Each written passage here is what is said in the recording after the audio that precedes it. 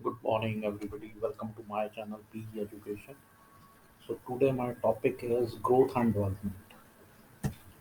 Growth and development क्या होती है? अगर आप देखो तो जैसे बच्चा ग्रो करता है from age 2 to 3, right? Infant से अडल्ट बनता है, फिर यंग एज को अचीव करता है, and then one can become old. तो ये एक पूरा प्रोसेस है. We are constantly growing, changing, adjusting to our environment, right? अब ग्रोथ और डेवलपमेंट में बेसिक डिफरेंस क्या है? अगर हम देखें तो दोनों में क्वांटिटेटिव और क्वालिटेटिव डिफरेंसेस है, राइट? ग्रोथ जो है वो क्वांटिटेटिव है. व्हाट डज एक्चुअली मीन कि क्वांटिटेटिव है? ग्रोथ का मतलब होता है कि बच्चे की हाइट बढ़ रही है, वेट बढ़ रहा है, राइट? तो इसकी स्टेजेस हैं. अगर हम देखें, increasing their height, weight, body size, this is what growth. Growth हुआ. और डेवलपमेंट क्या है on the other hand? Development है कि उसका मीन्स क्या, क्वालिटेटिव चेंजेस आई हैं उसमें, राइट? Improvement in ability.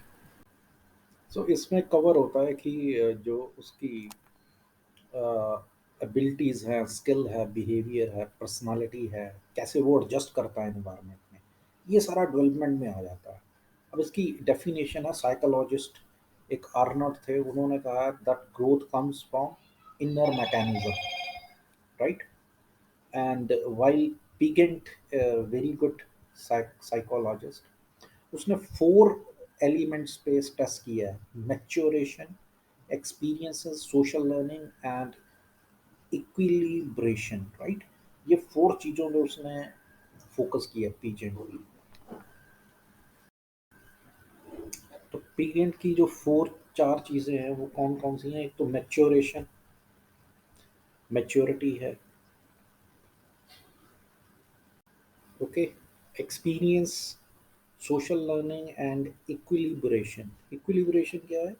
कि there is equilibrium between mental and what you know, new learning और पुरानी लर्निंग के बीच में इक्विलिब्रियम लेके आना. तो ये जो प्रोसेस है इक्विलिब्रेशन, इसमें जो पुरानी लर्निंग है उससे वो कोरिलेट करता है स्कीमा को नई लर्निंग से. न्यू एक्सपीरियंस भी होते हैं ना चाइल्ड के.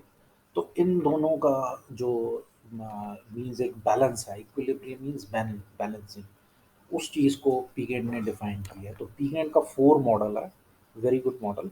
अब हम इसके थोड़े से प्रिंसिपल स्टडी करते हैं. तो फर्स्ट जो प्रिंसिपल है, एवरी चाइल्ड इज़ यूनिक. हर चाइल्ड यूनिक ही होता है, अपनी पर्सनालिटी है उसकी, ऊपर से लेके आता है.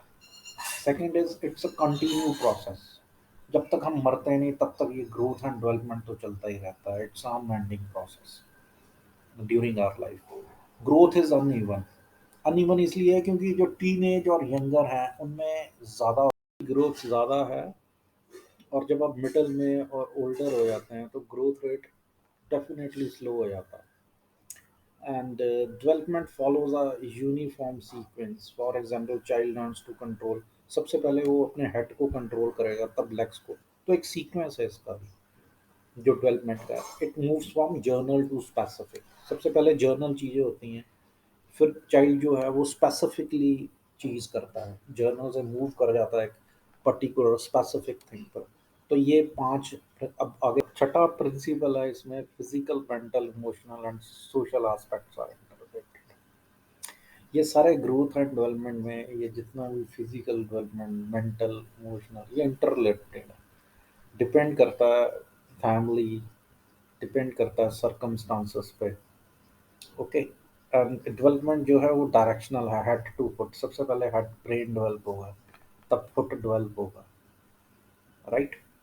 And it's involve integration of journal and specific skills. जैसे हम जर्नल स्किल, लॉजिकल एबिलिटी बहुत अच्छा है, तो स्पेसिफिकली उसने एआई सीख लिया, आर्टिफिशियल इंटेलिजेंस में चला गया. तो कुछ चीज़ें सोसाइटी से स्पेसिफिक स्किल्स की हैं.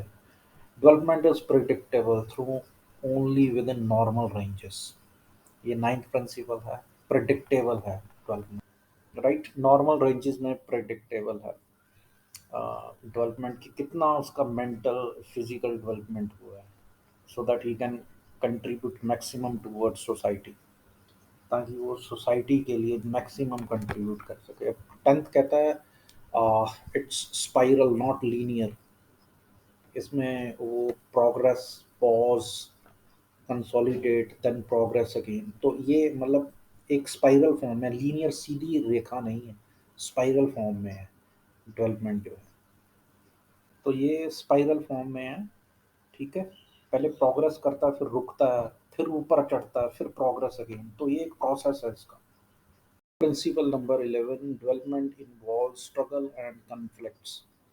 तो डेवलपमेंट जो है कई तरह के स्ट्रगल और कन्फ्लिक्ट्स से बंदे में होती है, राइट, कई तरह के वो स्ट्रगल करता है लाइफ में। Principle number 12, children show indigenous motivation. एक इनर अर्क, अंदर से उन्हें मोटिवेशन आता है कि ये चीज़ करनी चाहिए, ऐसे करनी चाहिए चिल्ड्रंस को, ताकि वो और डेवलप। प्रिंसिपल नंबर 13, उनमें एंटीसिपेशन होता है, children modifying behaviour keeping in mind of future, future को देख के वो अपना बिहेवियर जो है मॉडिफाई करते हैं, एक तरह की एंटीसिपेशन है। और ये जो रिजल्ट है फाइनली हेरिडिटी का है, और उनका जो इन्वायरमेंट है उससे लोग ज़्यादा सीखते हैं और डेवलपमेंट को प्राप्त करते हैं। तो ये चौथा प्रिंसिपल है, आगे देखते हैं। सो जो ग्रोथ है वो डिवाइड की हुई है चार चीज़ों में: infancy, infant, 0 to 2 year, early childhood 2 साल से 6 साल का बच्चा, लेटर चाइल्डहुड 6 से 12 का, और एडोलिसेंट टीन एज, सपनों की उम्र 12 से 18 साल। अब इन चारों को हम वन बाय वन स्टडी करेंगे: infancy, early childhood, letter childhood और टीन एज, एडोलिसेंट एज। इनमें क्या क्या अर्ली चाइल्डहुड 2 से 6 साल का बच्चा, फिजिकल डेवलपमेंट। इस एज में क्या होता है कि जो फिजिकल डेवलपमेंट है, छोटा होता है बच्चा, तो उसकी जो बॉडी है, मोटार स्किल्स हैं, जंप करता है, कूप करता है, फीडिंग करता है। जनरली मदर दूध ज़्यादा पिलाती है बच्चे को इस एज में, वही उसकी फिजिकल डेवलपमेंट में हेल्पफुल होता है। मेंटल डेवलपमेंट, धीरे धीरे बोलता है, तुतला के बोलता है, मेमोरी से, इमेजिनेशन से चीज़ें सीखता है, क्रियोसिटी। तो ये सारी चीज़ें हैं, रीजनिंग स्किल्स। ठीक है, आप एक फ़ोटो दिखाते हैं, बच्चा उसे रिकग्नाइज करता है, ABC सीखता है, तो वो फ्लैश कार्ड्स यूज़ होते हैं उसमें। सोशल डेवलपमेंट, दोस्त बनाने की कोशिश करता है बच्चा इस एज में, छोटा होता है, बाहर का एनवायरनमेंट, कि मैं एक्सेप्टेबल हूँ। तो ये चीज़ें हैं इस एज में बच्चे। नए नए दोस्त बनाता है, उनके साथ फिर ग्रुप्स में खेलता है, अप्रूवल लेता है, राइट। तो अब आगे देखते हैं इमोशनल डेवलपमेंट। इमोशंस वो कैसे ज़ाहिर करता है, कभी वो अपना अंगूठा चूसता है, क्राई करता है मदर को दूध के लिए, राइट, कभी नेल बाइटिंग करता है। तो इमोशनल इमोशंस जो होते हैं मोटिवेट हिज बिहेवियर इस एज में। इंटेंस होते हैं, शॉर्ट लिव्ड उसके इमोशंस होते हैं इस उम्र में। नाउ लेटर चाइल्डहुड, इसमें क्या होता है कि 6 से 12 साल का बच्चा है, 5 साल तक कहते हैं ब्रेन डेवलपमेंट पूरी हो जाती है बच्चों की। होता है कि जो स्ट्रेंथ एंड्योरेंस है वो इम्प्रूव करता है, धीरे धीरे स्लो डाउन होना शुरू हो जाता है ग्रोथ बच्चों का। चिल्ड्रन ज़्यादा एनर्जेटिक हो जाते हैं 6 से 12 साल के बच्चे, और ज़्यादा फिजिकल एक्टिविटीज़ करते हैं। जब वो 6th क्लास में चला जाता है 11 ईयर्स का, तो करियर बनना शुरू हो जाता है बच्चों का, राइट। तो गाइस इस उम्र तक मेंटल डेवलपमेंट पूरी हो गई होती है, ब्रेन टोटली डेवलप है, वो लॉजिकली सोचता है बच्चा ज़्यादा, and brain becomes more problem solving, science और मैथमेटिक्स में इंटरेस्ट क्रिएट होता है, और कॉज और इफेक्ट रिलेशनशिप को समझना शुरू कर देता है। Emotional development, emotion control improves through fears, jealousy, आपस में दोस्तों में फियर भी होता है, जेलसी भी होती है। पीयर ग्रुप ज़्यादा इंपॉर्टेंट होते हैं, ज़्यादा दोस्ती पे ध्यान देता है। सोशल डेवलपमेंट होती है, खेलते हैं आपस में बच्चे, सेम सेक्स में दोस्त, लड़के लड़कों के दोस्त होते हैं, लड़कियों में भी आपस में अच्छी दोस्ती होती है, right. Cooperation, loyalty, and competition भी होता है, ग्रुप्स बन जाते हैं अकॉर्डिंग टू इंटरेस्ट। तो इस तरह, तो लेटर चाइल्डहुड की कुछ गाइडेंस है पेरेंट्स और टीचर को, उन्हें एक safe environment they and encourage करते हैं बच्चों को। रिस्पेक्ट इंडिविजुअलिटी, हर बच्चे को रिस्पेक्ट दे, गुस्सा नहीं करें, उसे समझाएं।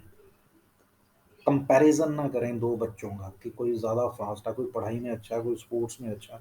हर एक की इंडिविजुअल पर्सनालिटी है, right? No comparison. Offer opportunities for games, culture activities, social interaction ज़्यादा करें। इमोशनल आउटबर्स्ट को कैसे वो हैंडल करें विद पेशेंस। कई बार टीनेज जो होते हैं ज़्यादा दिमाग ख़राब हो जाते हैं उनके, तो उन्हें इमोशनल स्टेबिलिटी कैसे देनी है, योगा एक्सरसाइजेस। इनकरेज करें उन्हें डिज़ायरेबल बिहेवियर्स के लिए। इन्वॉल्वमेंट इन ग्रुप एक्टिविटी, ताकि टीम वर्क सीखें वो। Understanding the so strong influence of peer groups का इन्फ्लुएंस, ये सारी चीज़ें उन्हें सिखानी है इस एज में।